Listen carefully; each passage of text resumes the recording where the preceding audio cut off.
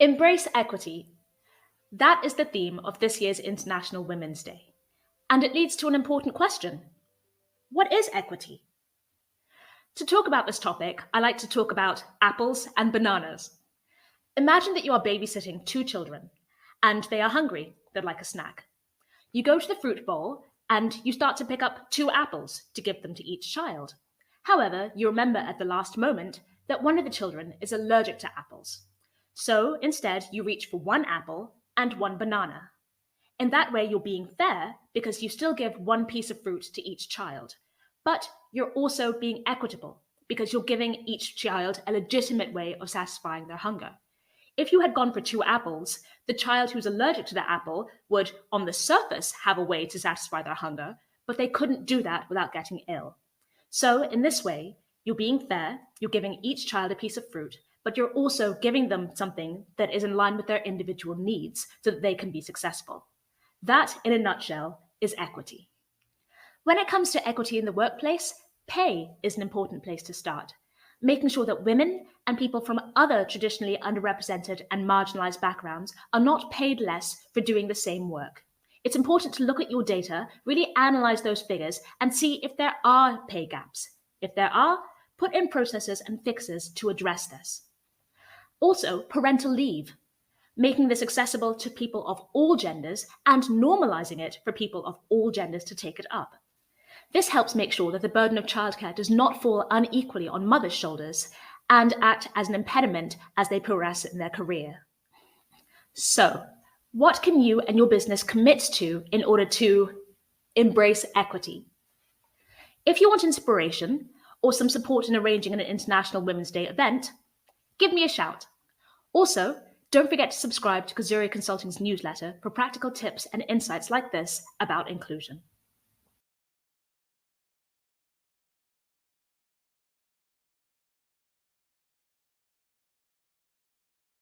PMI's International Women's Day event, March 8th, 2023. We'll be kicking off the event at 8 a.m. and going for a 12-hour marathon that will be encouraging, inspiring, and motivate you to mobilize and embrace equity. The link's below to join us. See you there. PMI's International Women's Day.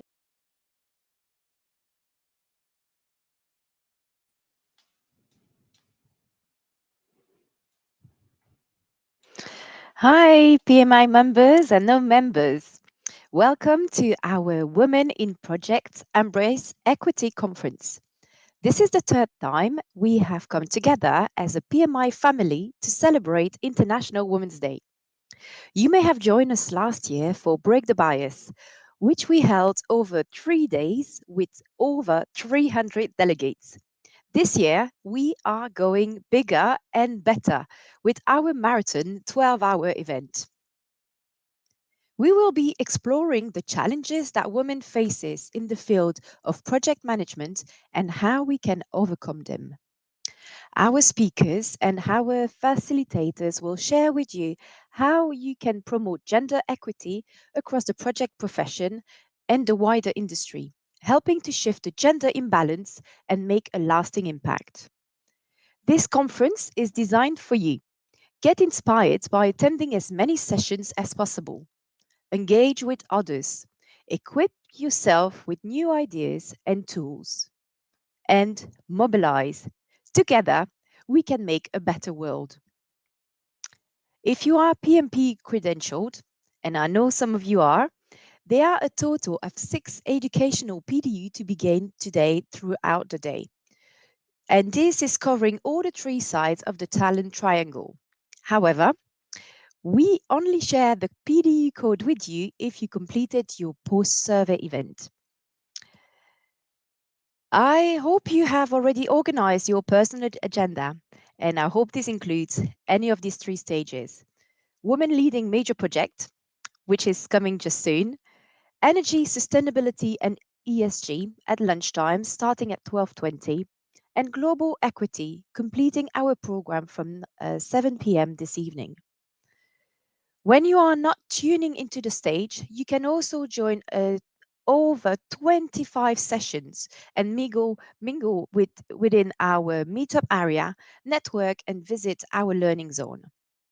We will be offering prizes as well throughout the day for our top networkers, so please use hopping networking features, PMI quiz winners, so join us with the meetup area, and for the most engaged attendee, so participate throughout the day. Very shortly, we will welcome our speaker to the Women Leading Major Project stage. We will hear about women in the project economy from the chair of PMI board. We will then focus on UK infrastructure and major projects. We will learn how women are playing their part in delivering the UK government major project portfolio. More than 260 projects with an eye-watering whole life cost of £678 billion. I am particularly looking forward to hearing from Kelly Bradley on the role of women on Thames Tideway, as I worked on that project myself. So, without further ado, let me introduce you to Janet Greenwood, Director of ESG, Major Project Advisory at KPMG, who will be our host for the next hour. Janet, the stage is yours. Estelle, thank you so much. And what a privilege it is to be here today on International Women's Day 2023. And really exciting day of events is lined up for you by PMI. So I would encourage you, as Estelle suggested, to look at all of those coming later on today. This morning, we've got three really interesting speakers with a wealth of expertise and experience.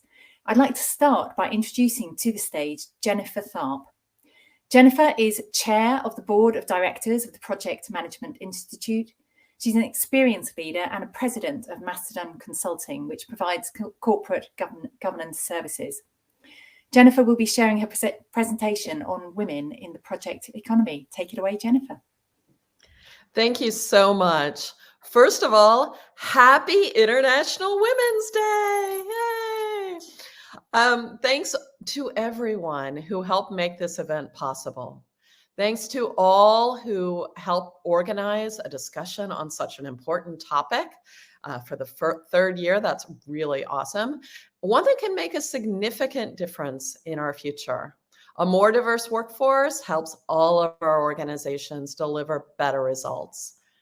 I'm also grateful to see faces from all over the world. I see people from the UK, of course, but also Belgium and Bulgaria, Canada, France, Georgia, the Netherlands, Italy, where I am right now, South Africa, Spain, and many more.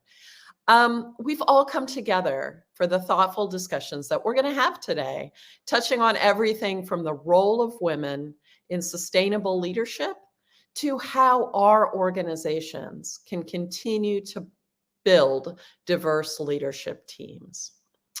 Next slide, Murph. Next slide. For over a century now, this has been a day when we celebrate the social, economic, cultural, and political achievements of women.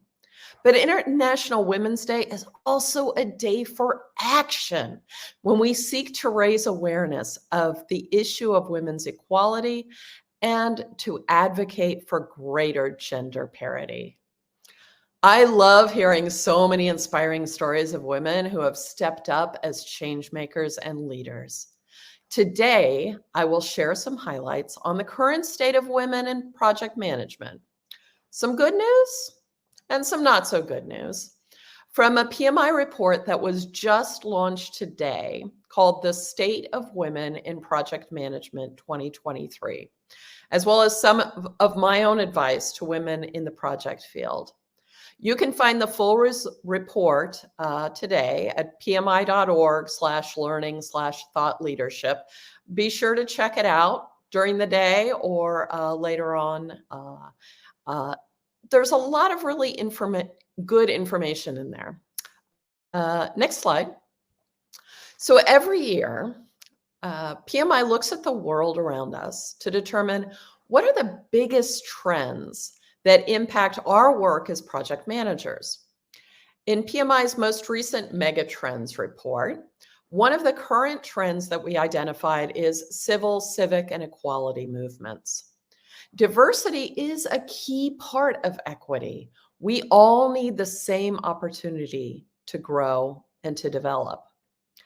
To stay ahead of the curve, leaders must create conditions in which all can thrive and embrace a range of different perspectives to improve outcomes. Next slide.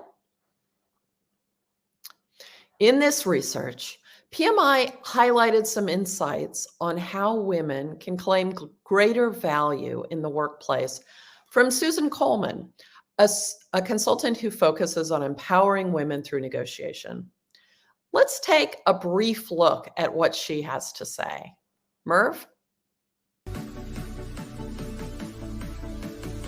One of the most core human needs, of course, is esteem or recognition. And I think our voices as women have been so muffled for so many thousands of years that people are angry about it. And the more we release that, the more we connect to our voices, the more we have impact.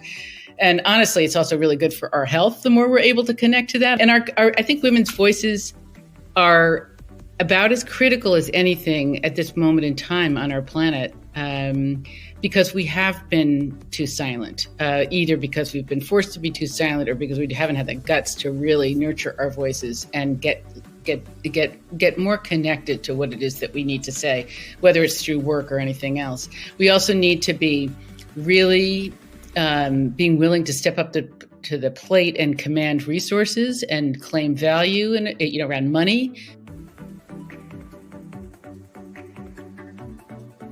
See, it's often interesting to me to think, if women had created organizations from scratch, what would they look like? Would they look like what they currently are?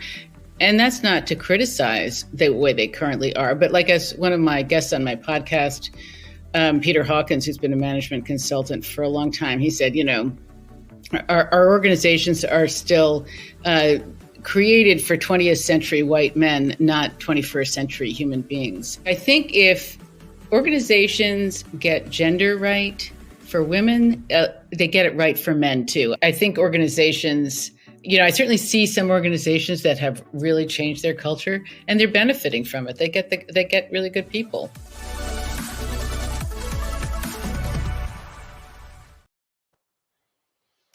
That's great. Next slide. As Susan highlighted, we still face big challenges in regard to women in labor participation. Women still hold significantly fewer jobs than their male counterparts. According to the International Labor Organization, the global labor force participation rate for women is just under 47% compared to 72% for men. This gender gap in employment is even greater in the field of project management. Next slide. I was personally surprised to learn in PMI's latest report on the state of women in project management that women still account for fewer than 1 in 4 project professionals. Let me take a minute to highlight some more data that I found particularly interesting from the report. We know that we have a long way to go in closing the gender gap. In project management, men outnumber women in every region around the world, but the disparities are the greatest in the Middle East, North Africa, Asia Pacific, and South Asia. Right now, gender gaps are the lowest in North America, in Sub-Saharan Africa, and in China. Next slide. Gender disparities exist across all industries, but definitely impact some sectors far more than others. In many industries, male project managers outnumber females by more than 50%. These are fields like construction, transportation and logistics, energy, aerospace, manufacturing, automotive, information technology, telecom, and consulting. In fact, healthcare is the only industry where the gap is less than 20%. Next slide. Globally, women earn about 20% less than men for work of equal value according to the United Nations. For female project managers, the pay gap in most countries is below the global average. Female project managers earn less than male project managers in every country surveyed, according to PMI's most recent salary survey. We do know that gaining project management certifications can help women shrink that pay gap. PMP certification holders earn 16% more on average than project professionals without a PMP, according to PMI's salary survey findings. Next slide. So why do men make more than women? Boy, that's the eternal question, isn't it? These inequities stand out when you consider all of the strengths that women bring to the table. Despite their smaller presence in the project management workforce, women report using agile and hybrid approaches more often than men. These skills and experience are critical in leading complex projects, enhancing organizational agility, and leading digital transformations. Experience with agility can offer an advantage as many organizations cite increased agility as critical for growth. It's also the top expected outcome from digital transformation initiatives, according to a recent PMI Brightline report. Next slide. Women are also more likely to work for organizations that leverage advanced technologies in the management of projects. This translates to a powerful advantage for organizations. Our companies have to adopt new technology to improve outcomes, and women are leading the way. Next slide. So, some good news, some bad news. Now what? How can we help to create more pathways for women to assume roles of leadership in this new project economy? A few takeaways I'd suggest based on my experience. Number one, strive to find ways in your own organizations to make room for women. Evaluate employment and salary disparities for women project managers in your organization and work with human resources to increase equity. Also, support and encourage female project managers in seeking certifications, developing new skills, anything that is going to make them more valuable. Unfortunately, we live in a world that sometimes a woman has to be way better than a man to get the same pay. We need to work on those from every angle possible. Next slide. Number two, make diversity, equity, and inclusion a real priority, not just something we talk about in our DE&I literature. We need to recruit and retain more female project managers. Consider women with applicable work experience who can be upskilled into project management roles. I am so grateful for the person who gave me my first project management job. You can do that for others as well. You can change lives by doing that. Provide leadership training for female project managers. These development opportunities, along with favorable metrics demonstrating female leadership in the organization, can be valuable recruiting tools to get others into the organization. Next slide. And number three, don't overlook the power you can set in your own example.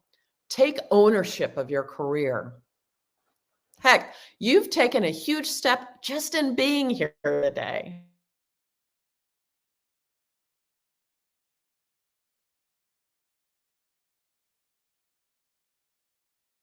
As well.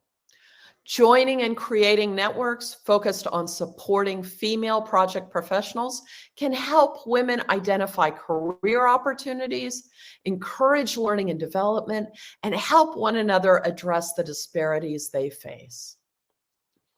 Next slide. To all of you, I wish a very happy International Women's Day. I hope that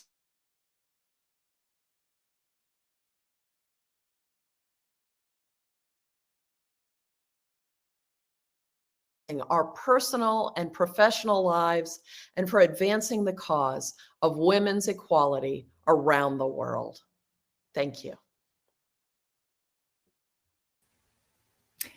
Jennifer, thank you. What great insights there and some amazing top tips. So I really would commend all of you to look up the PMI's report, some fantastic research and data which will help you to have some of those more challenging conversations.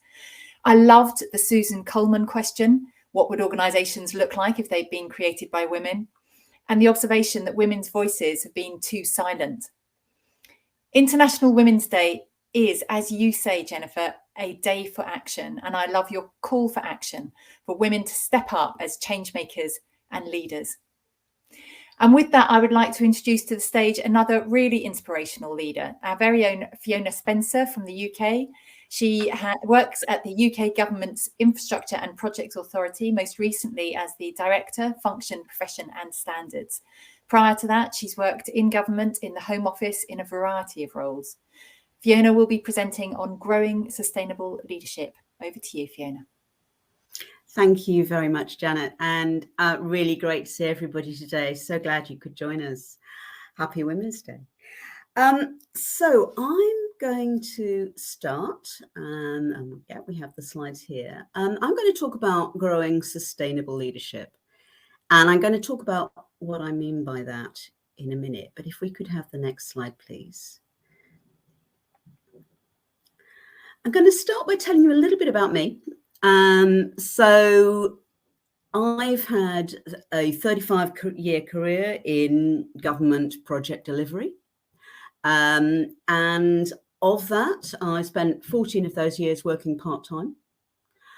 And with that, my main profession has been project delivery.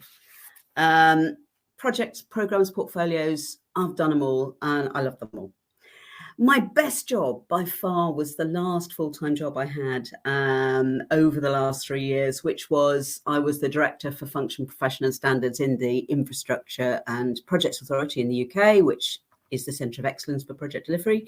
And as part of that, I was also the Government Head of Profession for Project Delivery, which I was incredibly proud to be, loved completely. Stepped down from that in July, taking partial retirement and handing over to Karina Singh, who is the current Government Head of Profession. And that's given me time both to continue to work for the IPA on the stuff I love around project delivery, supporting particularly the Government Projects Academy work. But I also, as well as those 2 days in my week, I get more time to do all the other stuff I love, because that's really important to me too. So I kind of spend a lot of time with my family, my allotment. I'm a keen gardener, and I love learning and research. I've just completed a master's degree in project delivery by research, which I have completely adored, and now I'm working on developing that. Supporting a range of other professional things and learning new stuff. So my latest venture, completely off the wall, is I'm learning Old English, which is really fun. So that's a bit about me. And what I'm going to talk about is really from kind of my experience in project delivery through a lifetime's career, really. And if we could move on to the next slide, please. I'm going to talk about 3 things. Firstly, why do we need to grow sustainable project leadership for the future? What's so important about that? Secondly, so what's the role for women in that? And thirdly, what are we doing about it, particularly in UK government project delivery? Next slide, please. So why? Why do we need to grow sustainable leadership for the future? Well, projects, of course, are about how we build our future. That's how it happens. And so if we're going to build our future, the future we want, then we need the best talent and skills to lead and deliver them. And we all know we don't have enough now of those things. And if you think ahead to the challenges of the next 20, 30, 50 years, we're going to need a lot more project delivery skills and talent, and we need to make the best use of what's available. And the other thing, and I can say this from my end of the career path, leadership takes experience. It takes time to learn the skills needed to run a really big program or project. And experience takes time to build. So we need to start building our sustainable pipelines of great future leaders now, because it's going to take time. Next slide, please. So is that the only reason we need more skills? Well, no. I think there's an equal and much more powerful reason why we need to harness the skills and talent of women. Women and girls represent half of the world's population and therefore half its potential. So we're going to need all of those potential skills and talent. And if you look at the UN Sustainable Development Goals to 2030, which is a great commitment and something the UK is committed to, gender equality goal 5 is really clear about that. We need to use all of the talent and skills available to us. Otherwise, we're wasting half of the world's potential, and that is tragic. But equally, could we move to the next slide, please? Thank you. We need to grow our potential. And that is not just about more. It's also about different, broader. We need project leaders for tomorrow, not just today. We all know, of course, that we need great engineers. We need great digital skills. We need a wide range of areas of expertise in our projects, but there's no one monopoly on great project leadership. And actually what great project leadership needs is to harness all of those particular expert skills, but also other things, people, collaboration, innovation, problem solving. And there's no monopoly on that either. And one of the things, therefore, that we really need to do in building great multifunctional teams is to bring together the greatest and the richest diversity of skills and potential in order to create the teams we need for the future, not just with perhaps the skills that people have used to get to where they are now, but a much broader diversity of skills that will help us get to tomorrow. Next slide, please.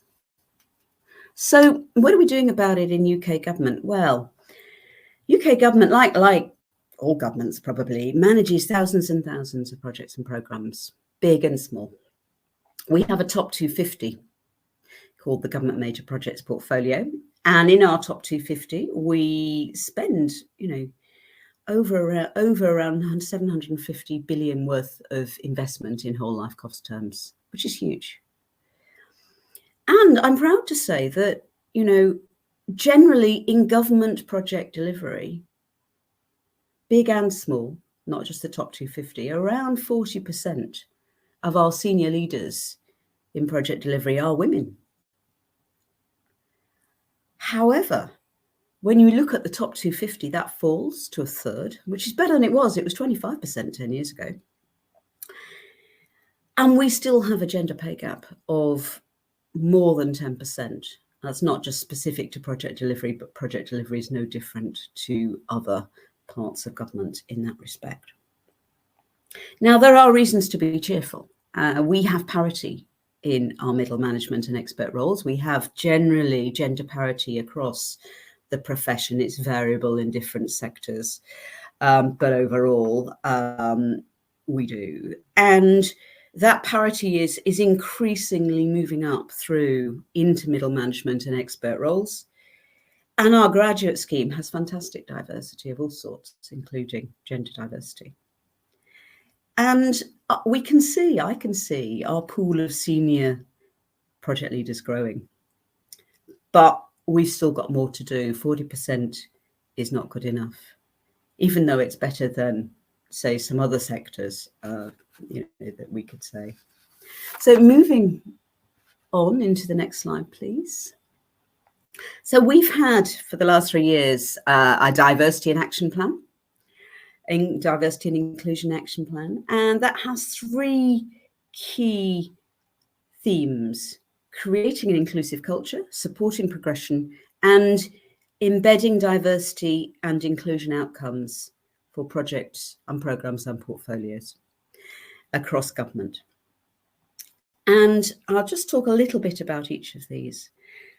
Firstly, creating an inclusive culture is really fundamental in terms of how we support our people and how we create the incentives, the role models, the inspiration for people want to become, firstly, people who work in project delivery, and secondly, people who lead projects and lead our major projects. And that's about myth busting, because there are a lot of assumptions out there. You have to be an engineer to lead a big project. You have to be a bloke. We're tackling that one progressively. But you have to have come up through certain pathways. No, not necessarily. You do have to have experience, but experience can be diverse. So we're trying to bust myths. Equally, you have to work full-time to lead a project. No, you don't. One of our most powerful projects is being led by a male-female job share at director level. And we recruited them in to do that. So we're trying to bust myths, and we're trying to promote our role models and show that it can be done differently. And as we do that, increasingly create the roles and pathways in people's wake. So supporting progression is our next strand. And that's very much about things like mentoring and sponsorship, talent programs, really identifying people with the kind of energy and wish to progress into those bigger roles and providing them with the kind of support and pathways and encouragement to do so. And equally, we don't just focus on the kind of inputs, if you like, in project. We also look at diversity and inclusion as part of what we do, as part of our outcomes, because that's also really important to people. And it's also really important in encouraging women to join our projects. So creating, the pathways we need in terms of the kind of projects we lead and their focus, creating, kind of ensuring that as we develop our projects, they embody diversity, they are inclusive, that our teams are inclusive and have roles that really help promote a diverse group of skills and a diverse group of people through those projects, and that we support their development wherever they want to go with it. And that's part of how equally through those things we start to build our sustainable pipelines for the future, within our projects, working in our projects, and then progressively moving into leadership roles and going up and through. So last slide, please. So just some final thoughts very quickly. Firstly, the qualities we need in our future leaders will be different. Fewer hero leaders, more collaborative leadership. So, our focus must be on changing the game. Not just following the patterns we've always followed in the past, but tackling systemic issues that get in the way and the assumptions that still set male leadership qualities and outdated working practices as the path to success. And that's why things like our role models campaign is so important, really showcasing people who've done it differently and that it is possible to succeed on those terms. People ultimately deliver projects and will need the skills and talents of everyone to build a truly sustainable future. And that's what we're continuing to work on. Thank you. Fiona, thank you. Some great insights there. Also really interesting to hear about your part-time working, something that I too took advantage of whilst in government, and something that I think has a huge impact on retaining women in the workforce. I love your point about women and girls representing half of the potential that's out there, and that great project leadership is about people, collaboration, innovation and problem solving. And from my career in major projects, I couldn't agree more. Reasons to be cheerful, parity in graduate, middle management and expert roles. That's really great to see. But I think the word that stuck with me most was on the D&I action plan. It's that word action.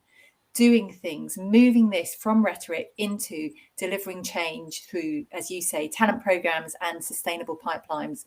Amazing work. So thank you so much, Fiona. And obviously we'll be requesting you to join us back into the panel Q&A shortly. So if I can now invite to the stage Kelly Bradley.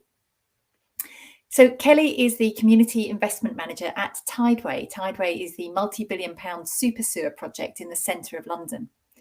Kelly has extensive experience in responsible procurement in major projects, and today she'll be sharing with us all of the great work that Tideway has delivered on embracing equity. Over to you, Kelly. Thanks, Janet. Good morning, everybody. I'm really delighted to be sharing the International Women's Day with you all. Quite excited about the challenge we've got and from listening to everybody today. So as Janet mentioned, I work on Tideway. We're building the super sewer underneath the River Thames in London. We are a major infrastructure project. And I have Taylor in my team who's going to share a short video to explain a little bit more about our projects. Thanks. This is Tunnel Vision, Tideway's brand new channel dedicated to bringing you behind the scenes on London's new super sewer.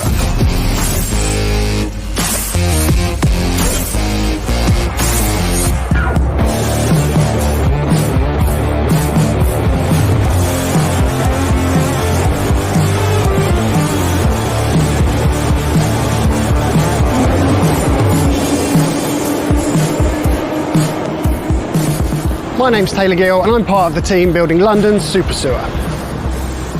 Right now, London relies on a 150-year-old sewer system built for a population less than half its current size. It was designed by Sir Joseph Bazalgette for 4 million people. Today, though, there are nearly 9 million people living in London. That system, despite being in remarkably good condition, simply cannot cope. When it rains, even just a bit, that rainwater floods the sewer system, mixes with raw sewage and spills directly into the River Thames. Anything that goes down the toilet in London could well end up in this river.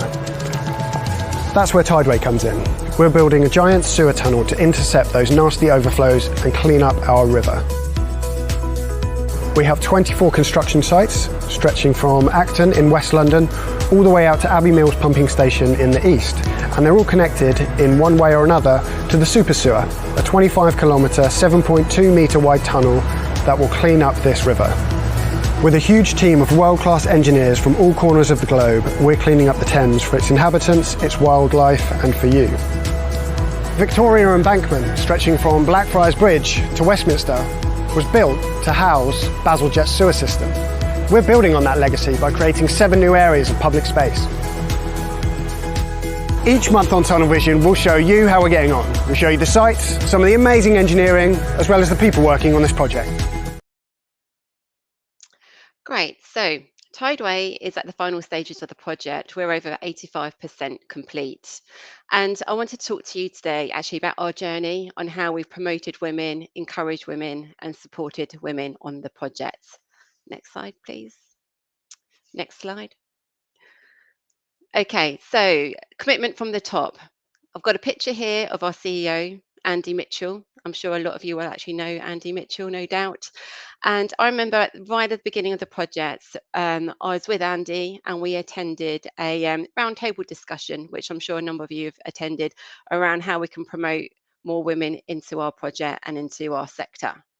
And this was at the Institute of Chartered Engineers, and we were having a bit of a debate around how we can do this.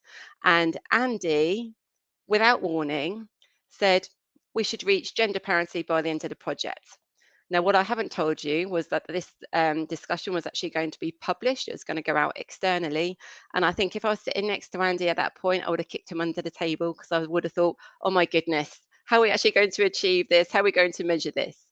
But I thought, and we all thought in the room, well, why would you not want to reach gender parity and do everything you can to reach gender parity on the project?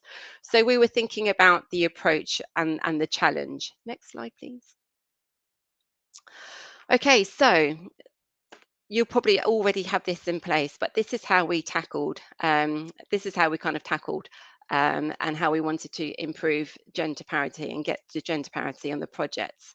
So in terms of the resourcing, We went out there very early and we were like, we're building a super sewer, we're building this huge tunnel, come and be part of the project.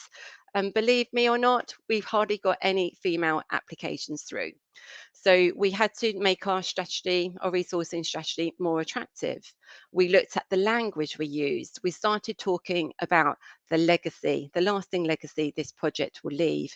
And we were looking at the environmental benefits this project will provide. And by changing that language, we were able to receive many, many, many more female applications. And I just want to talk to you about programs and partnerships. They have been fundamental to Tideway. And actually, every partnership, every program we've developed, we've considered gender parity. Even our community partners working with charities, we've considered gender parity and how we can actually put those KPIs in place as well.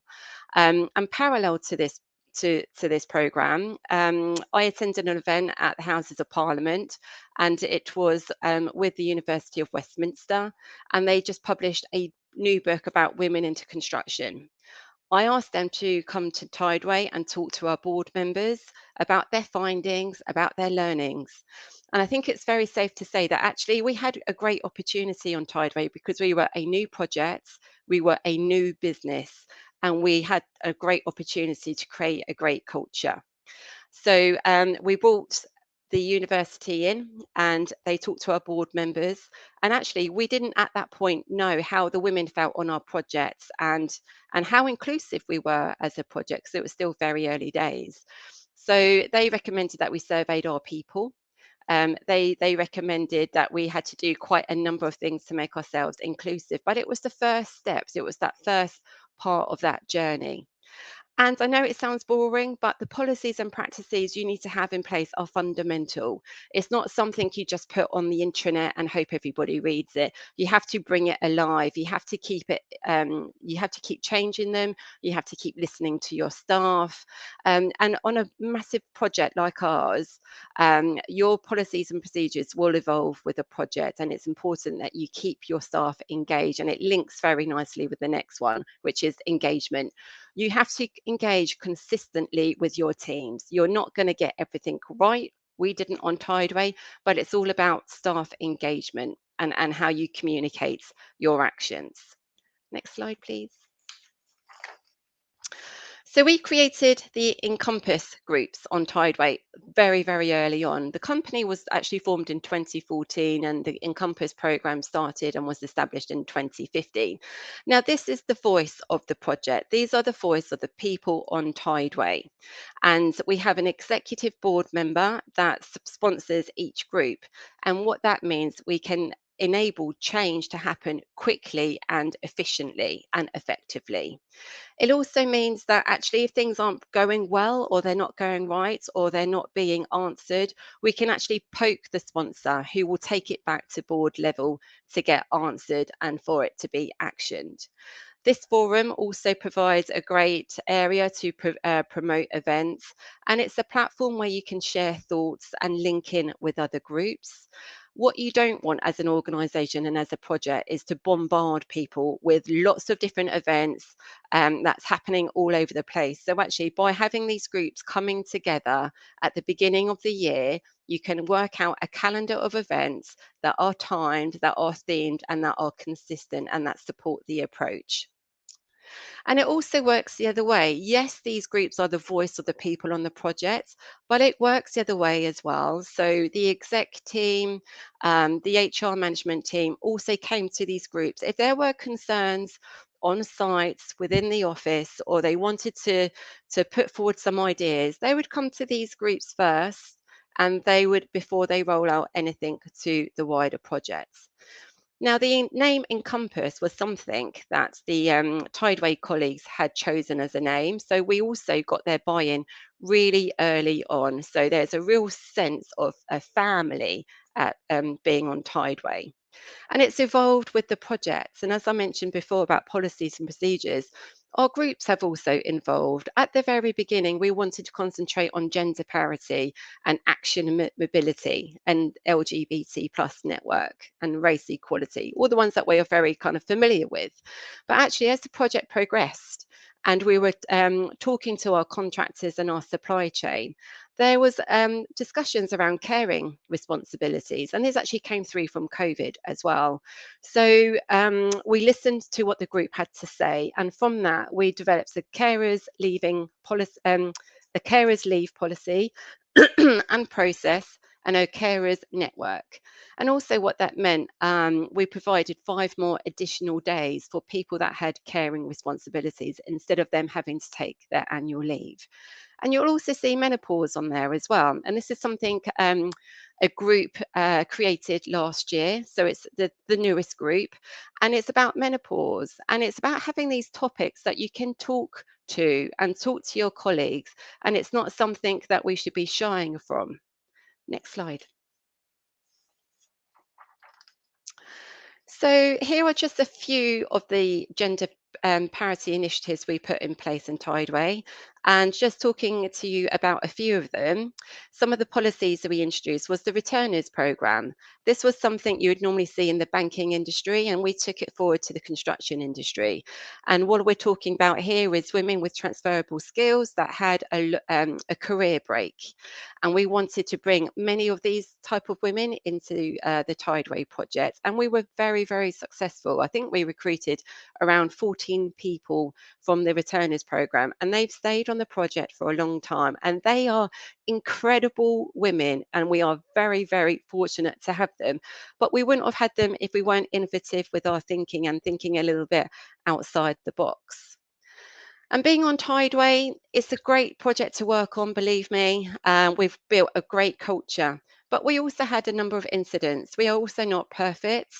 But I think what it was about for Tideway is we took action on those incidents. And I recall an incident happening not that long ago, which then enabled our CEO, Andy Mitchell, and our HR director actually speaking to every single female on the project, bringing them in small groups. And we were talking about our network. We were talking about what was next for us as individuals, what training we needed, and what did we need Tideway to do. Now, again, that creates a great culture in a safe environment. And just when we don't get things right, we're transparent, we're honest, we're brave, and we put things right, and we talk to people, and we take that action. And I think that is how we've actually created a great culture. And in terms of training, in terms of equity, we didn't do a blanket training approach with Tideway. What we did do, we did discussion guides.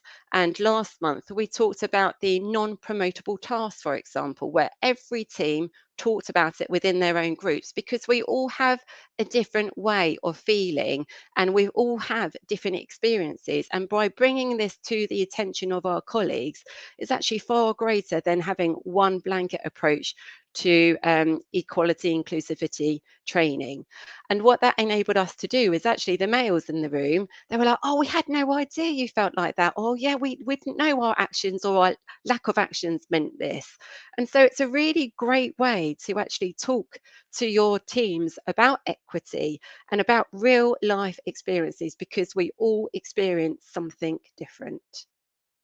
We also have inclusivity champions, where if we're having if we're having discussions around promotions, interviewing, we're always sure we have our inclusivity champions in the room to make sure that we haven't got that unconscious bias, and that's also really helped us through many of these activities. And I think one more to note on this slide is external assessment. How do you know how you're doing and how far you are on your journey? You need external assessment. With our Encompass groups, we are members of many different external organisations, charities, communities, to ensure that we are doing everything we can and we know what our next steps are to constantly improve and engage and take action with our staff. Next slide. Engagement. As I said, we cannot do any of this without our engagement, and we engage a lot. We survey a lot. We are constantly surveying our teams to make sure that we're getting it right. And when we're not getting it right, we're transparent with that, and we say we haven't got it right, and these are the actions we're going to take. But I think the most success we've had on Tideway so far is bringing the personal stories up to everybody's attention and getting those personal stories out. And from a comms point of view, they are the most liked stories. When we have someone internally telling their story about what's happened to them and how they've progressed and how they've been inspired or whatever, they are the ones that have been the most inspirational. And because of that, we're building the right culture, and we've built this great environment where people feel safe to talk, people feel safe to challenge, and everyone feels respected. Next slide.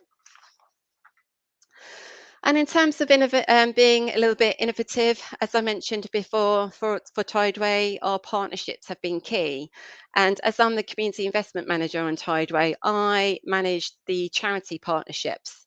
And I wanted to bring to your attention our partnership with London Youth Rowing.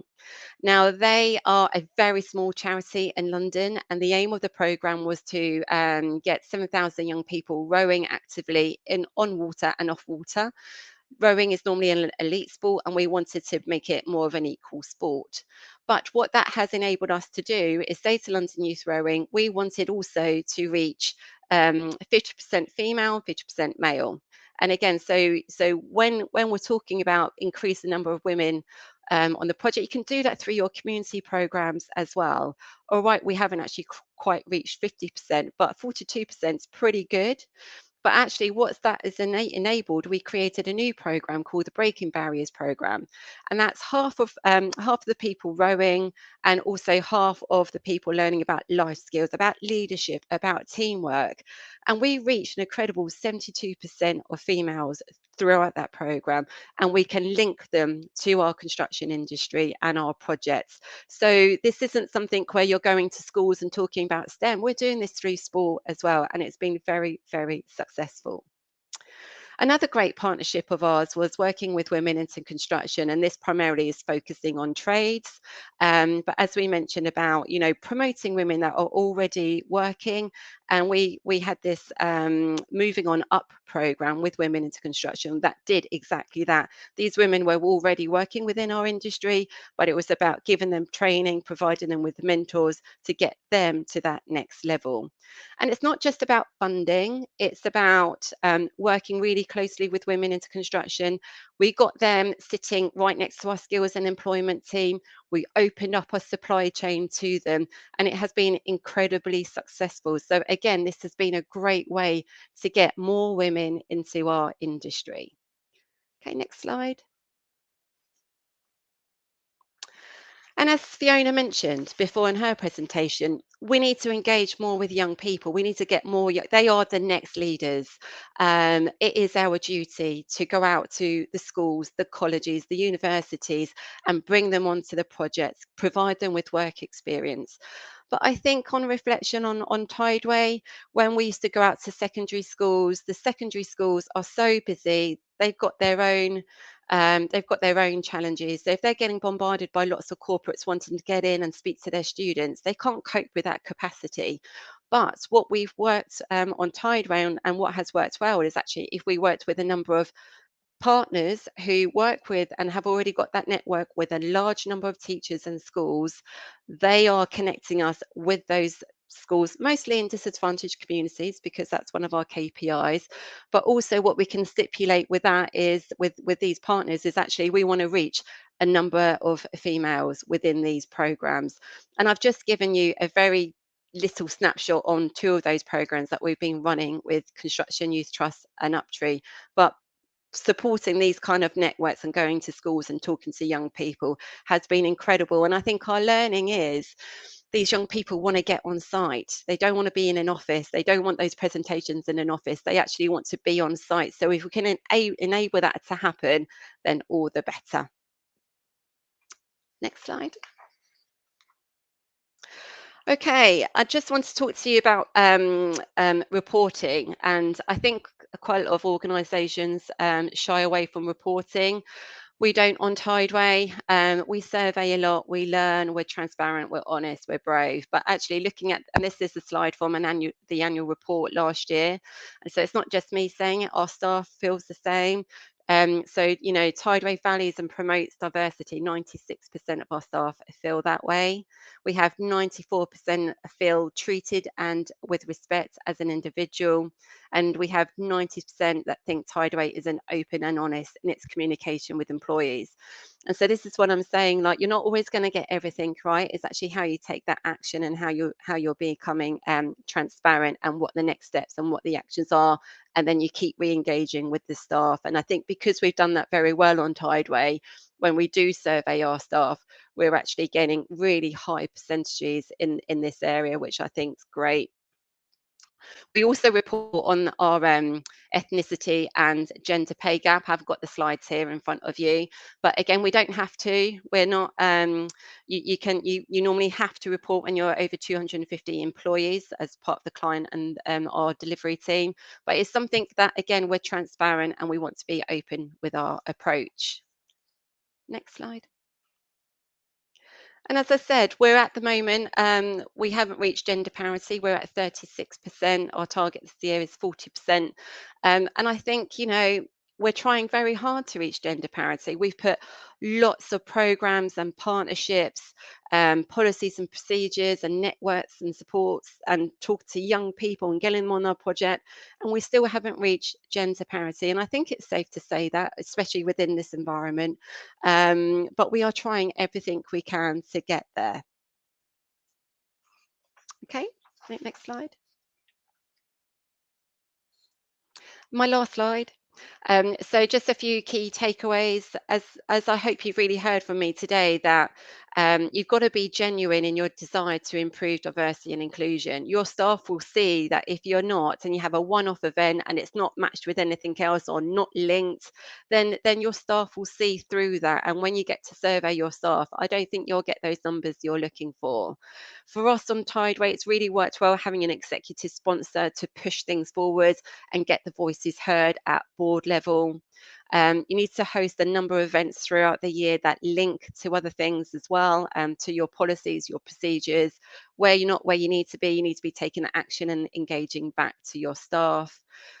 Measuring and getting the data is very important. How do you know if you're improving or if you're getting or if you're getting worse? You really do need to collect the data and measure. And we also found having a maturity matrix is actually a good way to measure how the organisation is progressing and what things you need to do in the near future if there are any gaps. That's it from me. Thank you very, very much. Over to you, Janet. Kelly, thank you. And full disclosure, of course, I was also working on Tideway in those early years. So some of what you were talking about actually brought back a lot of memories and first-hand experience on my part. I think reflecting on your presentation there, Kelly, leadership commitment and ambition and male allies as well were really pivotal. You mentioned Andy Mitchell. I'm also thinking about Roger Bailey, people who were really vocal and sincere in their commitment to drive change and prepared to use their influence and power to do that. Creating a culture, hugely important. And again, that does flow from leadership and leadership messaging. And having open discussions about equity. I loved also those actions, those practical steps, the training, the returners program. All of these were and remain tangible measures to move that dial, not an easy dial to shift. So congrats on all the progress so far, Kelly. So I'd like now to invite all of the presenters to join the stage for panel questions. And I'll kick off with some questions from the audience. I'll start with Okudili, your question around the women returners, the cross-pollinating initiative from banking to construction. How did the women returners play out, Kelly? I have to say, I'm great friends with many of the returners, with the women from the returners program. And when we talk about transferable skills, we actually had a number of women that came from banks and that were lawyers. And they are now, you know, we have one that's a lawyer on Tideway. And I think people don't realise that actually you don't have to be in a lawyer firm to practice your skills. You can actually go into any industry. And we also have someone from the banking industry come into our finance, and she did an incredible job in actually, we were the first infrastructure company to do green financing. And this is because of this one individual, and she's just made it happen.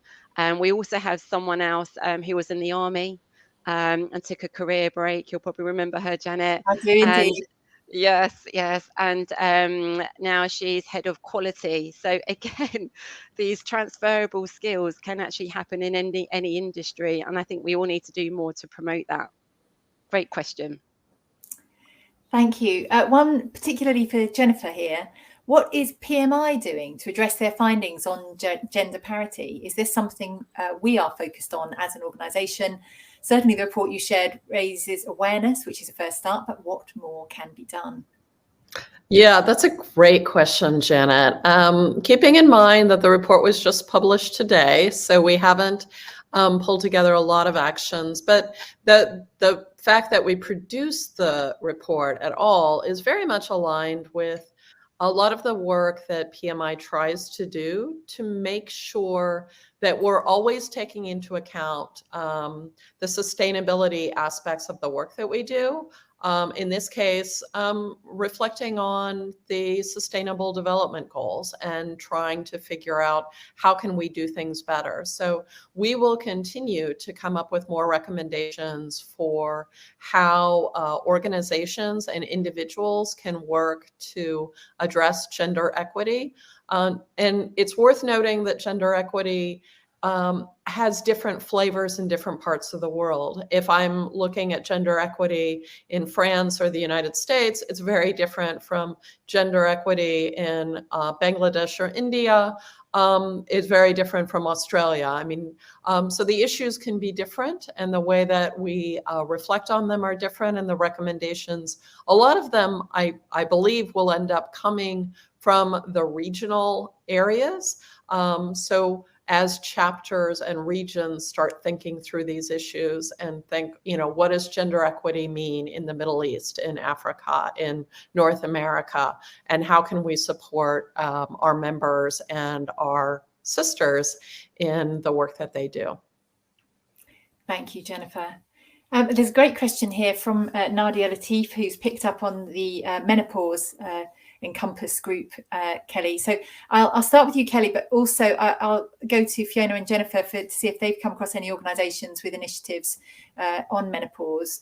Kelly, could you just talk a little bit about what it's addressing and what the main points are?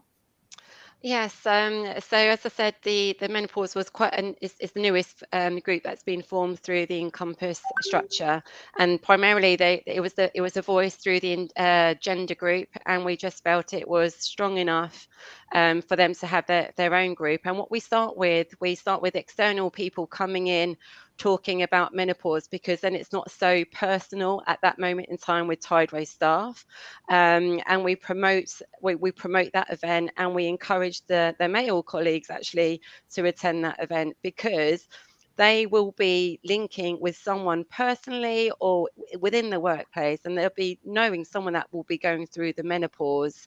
But it's giving the people then the confidence to speak out about it, and just enable them to have the confidence to speak up, and actually what it means to those individuals when we get older, actually how it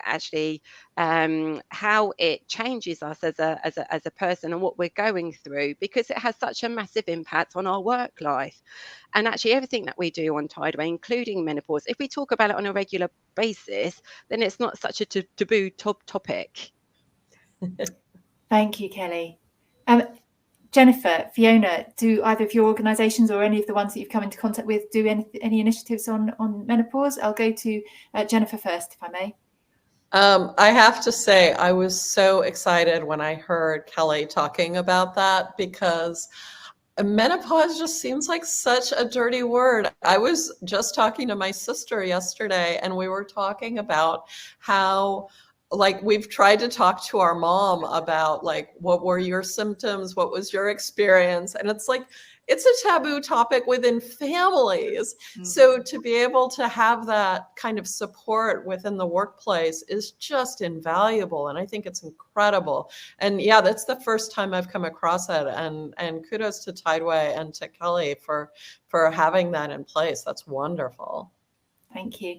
Fiona, the civil service in the UK, do they do much on menopause? Yes, over the last few years, I mean, a few years ago, not, but over the last 2-3 years, I think that, the focus has really grown. And I think there's much more openness.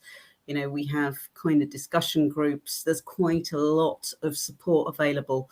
And I think that's really important, actually, because if you look at when the menopause hits, and of course, it affects people in all sorts of different ways. And that's actually quite important to understand as well. But that is precisely the time that some, women will be reaching for those bigger roles. And if we want women to be leading our biggest projects, then we need to make sure that we're providing the support over that period. And I think, clearly I'm older, but so I didn't get any benefit from any of those initiatives. But actually, looking back, I wish I had, because I went through a tough period. I didn't really quite realize why it was.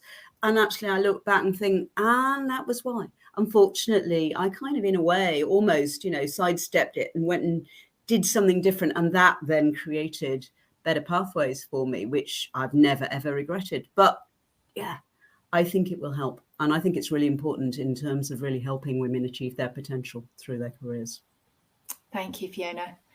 A question from Liz Hector. I'll start with Kelly, and then I will broaden it out to Fiona and Jennifer. How did employees react to this focus on gender parity, both men and women? Good question. And I think it was mixed. It was we were finding out what was the right route. And first of all, it was around why are women getting all this attention, and why are women having these type of events? And we were like, oh my goodness, actually we need to bring the males along the journey with us. So I don't think we did get it that right at the beginning, but we learned and we were listening to what our male colleagues were saying. And actually, if we didn't bring the male colleagues in the journey, we are actually not resolving anything. We're not, they need to understand where we're coming from and how to improve that environment. And so it was mixed feelings. And we also had mixed feelings around the 50%.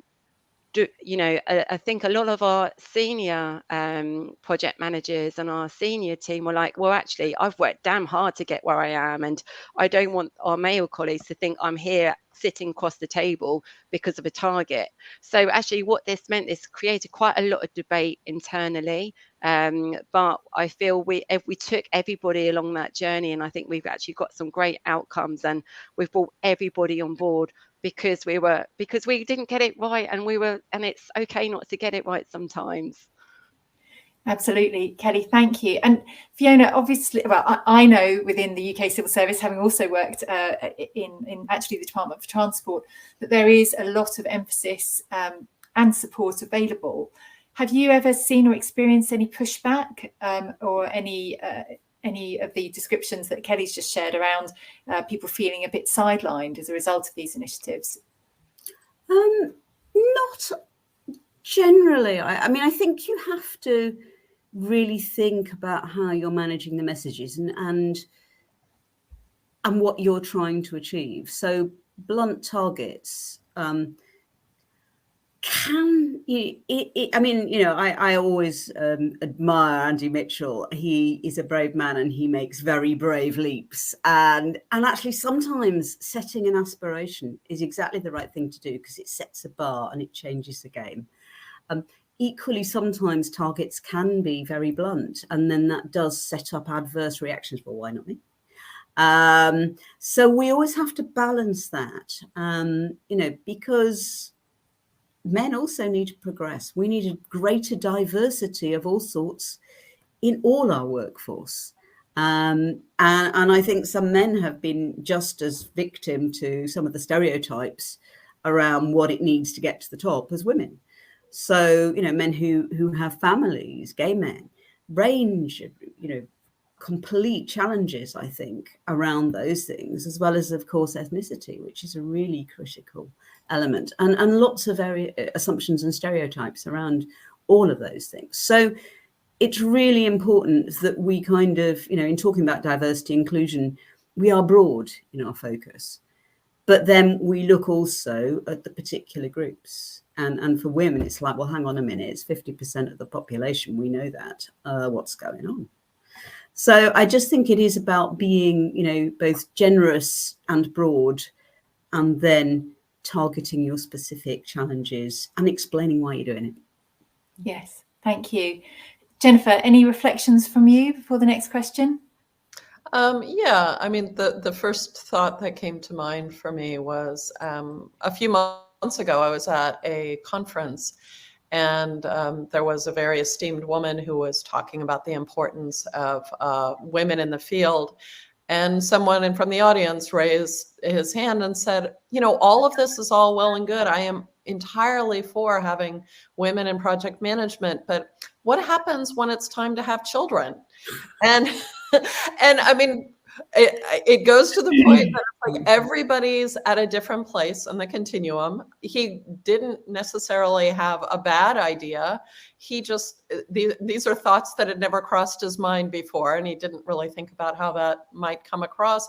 And it also emphasizes the importance of allyship. I've talked to so many men who say, women's issues, not my issue. LGBTQ issues, not my issue. Those people can go and address those issues. But we need to make sure that people in power are supporting people that have a little bit less power, so that we can make more inroads. We can't just do it on our own. And when we try to do it on our own, they tell us that we're shrill and harpy women, and that's not serving anyone. So yeah, allyship is critical to success. Thank you, Jennifer. There's a question from Jörg Glunder. How exactly did you manage to break the fear towards technical jobs on women's side? Is there such a fear, or is this also a bias on males' side? And I think before I turn to the panel on that one, I will take the chair's privilege, and just as a civil engineer myself, having spent 30 years in infrastructure, I would say we neglect the system at our peril. We have all been brought up with images of women on television, with certain toys, with certain cultural norms. And these pressures, they don't go away, they are with us. So I wouldn't describe it as fear. I would say these are consequences of a culture of how we bring our children up. And with that, I would hand over to Fiona first of all, and then I'll go to Kelly and to Jennifer. So I completely agree. I think we always need to understand the system we're operating within, and how that then affects very often, unconscious assumptions, just the way people do things. And it is a generational thing. I've had those conversations with my father. What do women do when they have babies? Well, yeah. But then somehow, interestingly, his perceptions changed when I had children and I had a career.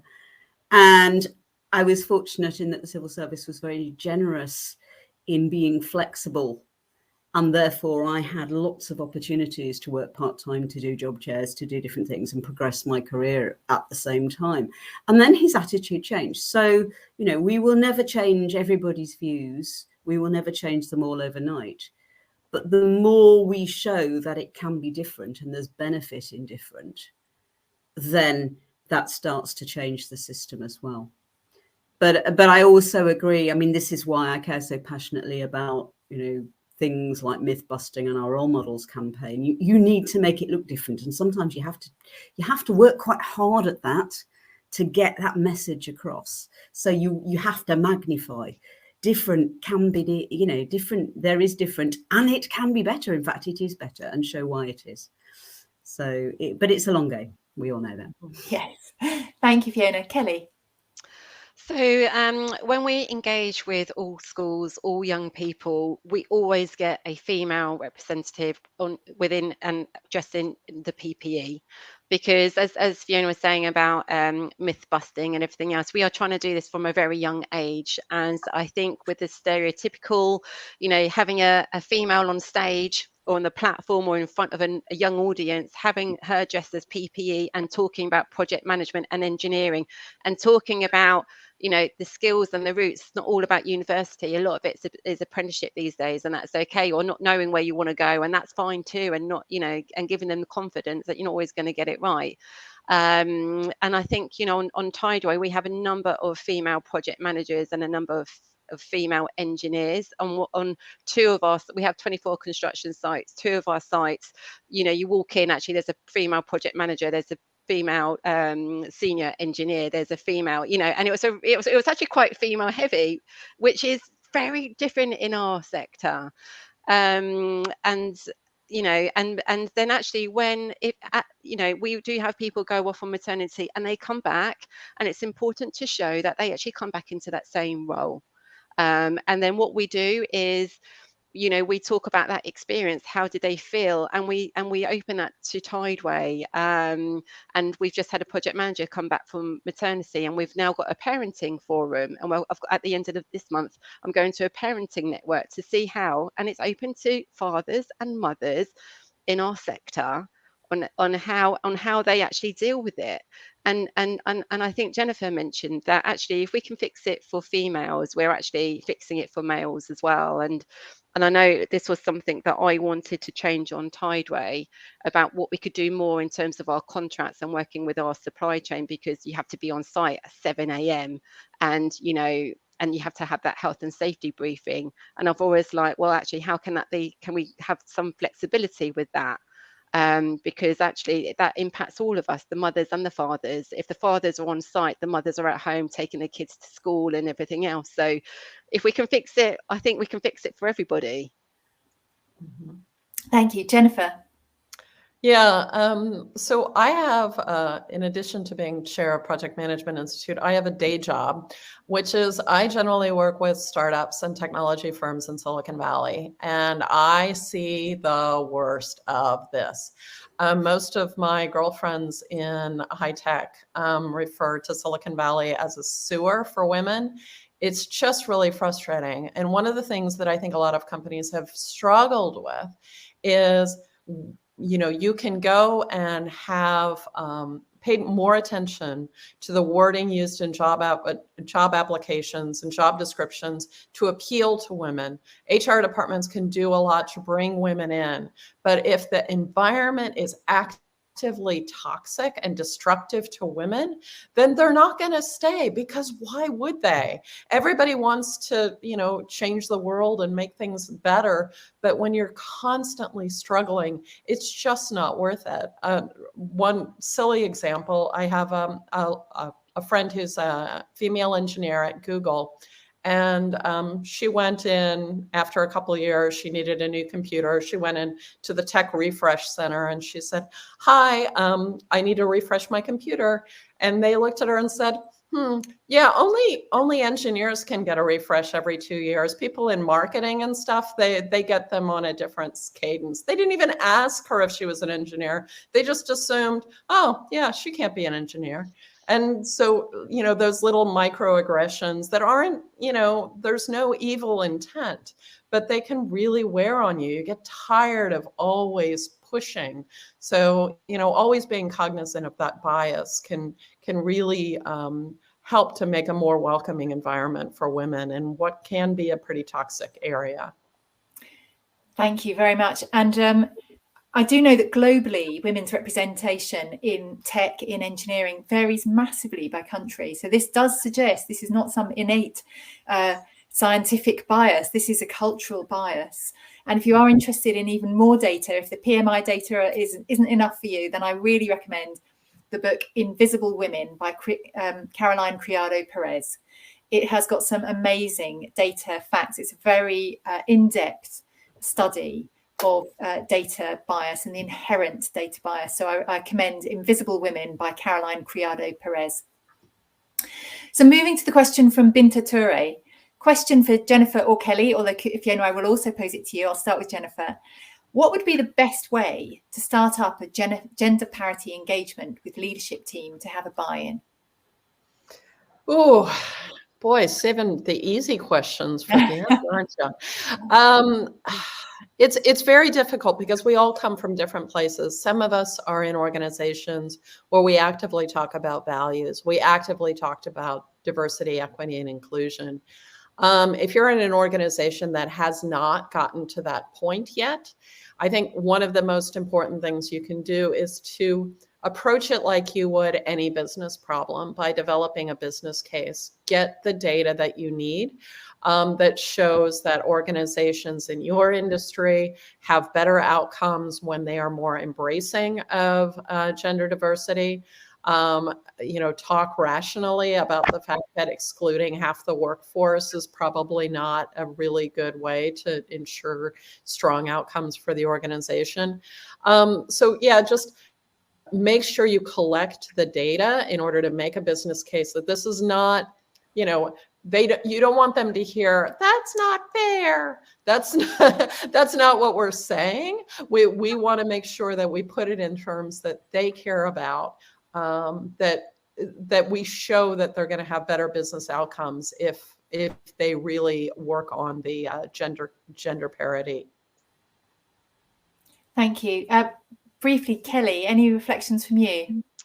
I do a bit of homework, as Jennifer was suggesting. I'd find out what your competitors are doing, what they're publishing. A lot of people, are publishing their data and their stats and their stories on externally in their annual reports, and if they're not, they're hiding something. And if you're actually not out there publicly saying what you're doing, then you're hiding something. And I think that warrants a challenge. And I think be brave. We've all got such incredible opportunities to make this change. And I think for us nowadays, it's about being brave.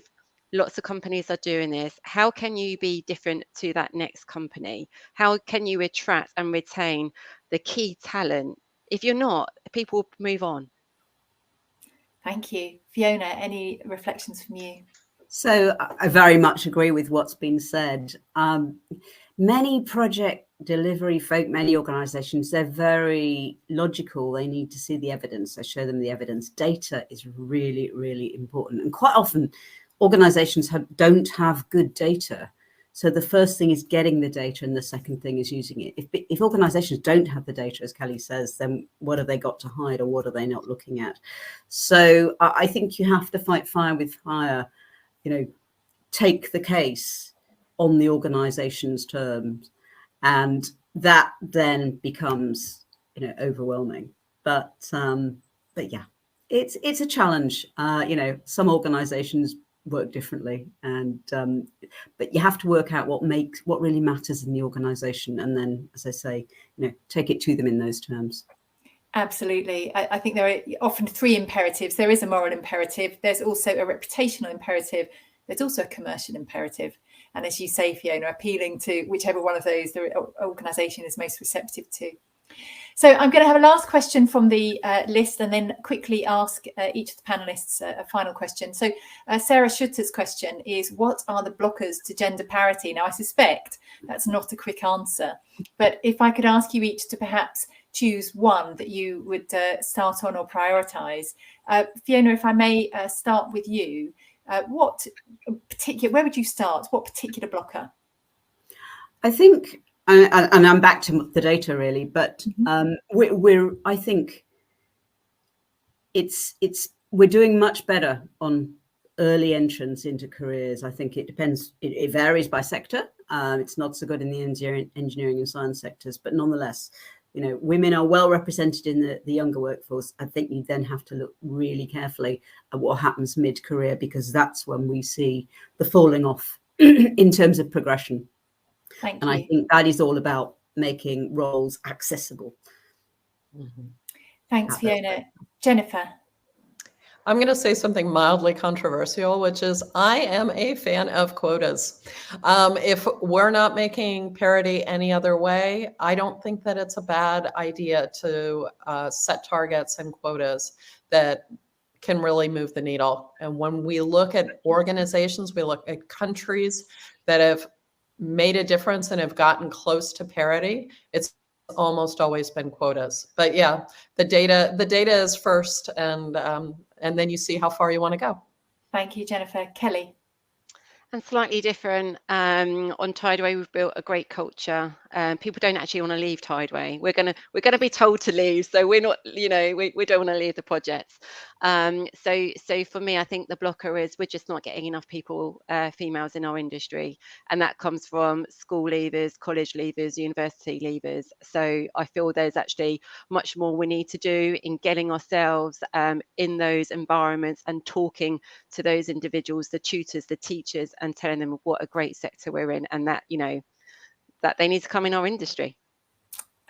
So I'm going to ask you each one final question before I hand over to Estelle. Kelly, I'm going to start with you. If Tideway started again, what would you do differently? I think I would get more in there with the supply chain. I think actually Tideway, in terms of the client and our program delivery manager, Jacobs, I think we're doing really, really well. I think we could do much more within our supply chain where there are much more greater gaps. And I would do that through changing the contracts. I would have much more flexibility with the start times on site and the end times on site, but that would actually help everybody in the industry. So I'd probably do more with contractors and the supply chain. Thank you so much. Fiona, how can we attract more women into big project delivery roles? We need to make them doable. We need to bust the myth of the hero leader. I'm a big fan of collaborative leadership. We need to show them it's doable. We need to show them they're accessible, that they are, they don't require 24/7 every day of the week, that they can be done as job shares, that they are for people like them. And then we need to help. Awesome. Thank you. Jennifer, final question. What female leaders do you find most inspiring? There are so many. It's always good to find new people to get inspiration from. I think my favorites are my favorite writer, who's Chimamanda Ngozi Adichie. Malala Yousafzai, everyone loves. Roxane Gay, Julia Gillard, Angela Davis, Gloria Steinem. These people, maybe you know a little bit about them, maybe you know a lot about them, that you can read about them. You can, in some cases, even reach out to them, ask them questions. There's so much when there's someone that you think that has made an incredible difference.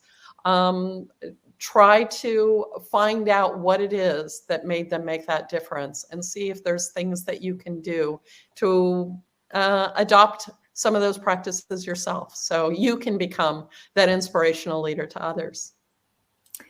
Lovely. Thank you. And what a great list there. So I would just like to thank all of you. What a privilege to share the virtual stage with three such passionate and inspiring and experienced professionals. Thank you for your insights and your experience and for your time this morning. And with that, I'll hand over to Estelle.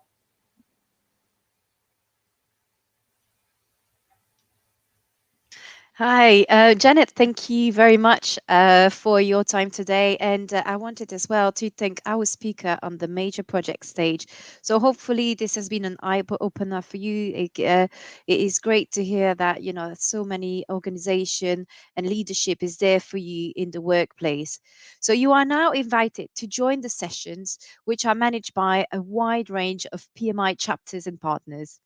Make the most of the conference by continuing in the network area, play our quiz, and participate in the session throughout the rest of the day.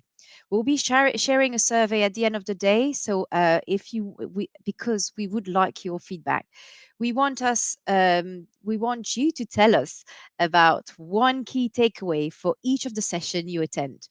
So our next stage is the energy, sustainability, and ESG, and that will start at 12:20. So where our expert in the field will share their personal experience. So if you want, you have also in the comments area some guidance. So I see you shortly. Thank you.